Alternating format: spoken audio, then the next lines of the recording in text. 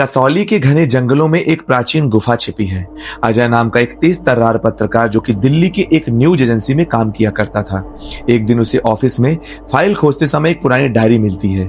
उसमें विश्व तंत्र ग्रंथ के बारे में लिखा होता है।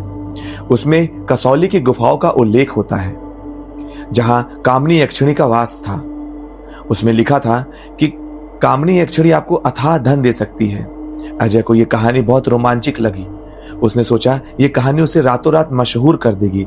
उसने अपने दोस्त कैमरामैन रवि को साथ में लिया और कसौली के घने जंगलों में निकल गए। अजय और रवि गुफा के अंदर जाते हैं।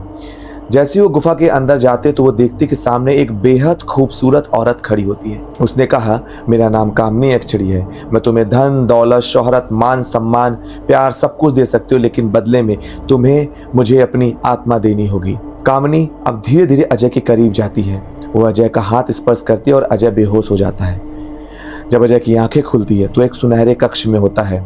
अगल बगल सोने के ढेर, चमकते रत्न और उसकी बगल में लेटी कामनी यक्षिणी जो कि अब बेहद खूबसूरत लग रही है। अजय को कुछ समझ में नहीं आता। रवि गायब होता है। अजय की हर इच्छा अपने आप पूरी हो रही है। अजय को स्वादिष्ट खाने, शाही कपड़े, यहाँ तक उसकी लिखी हर स्टोरी अपने आप वायरल हो रही है। एक रात उसे कक्ष के बाहर किसी के खटखटाने की आवाज आती है। अजय बाहर देखता तो एक बूढ़ी औरत बाहर खड़ी रहती है। वो बोलती है, क्या तुम्हें रवि याद है? वो तुम्हें खोज रहा है। अजय को धीरे धीरे सब कुछ याद आने लगता है। एक रात जब कामनी सो रही होती है तो अजय धीरे से गुफा से बाहर निकलता और जंगल की ओर भागने लगता है।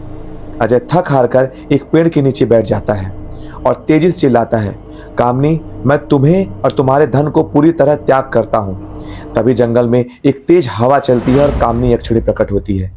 लेकिन अब कामनी यक्षिणी सुंदर नहीं, एक बहुत ज्यादा भयावह दिख रही थी और वो तेजी से चीखती है, कोई मुझे छोड़कर नहीं जा सकता। उसकी चीख से अजय बेहोश हो जाता है। आपको क्या लगता है अजय का क्या हुआ होगा? क्या अजय कामनी यक्षिणी से मुक्त हो पाया होगा? क्या अजय की जान बच पाई होगी?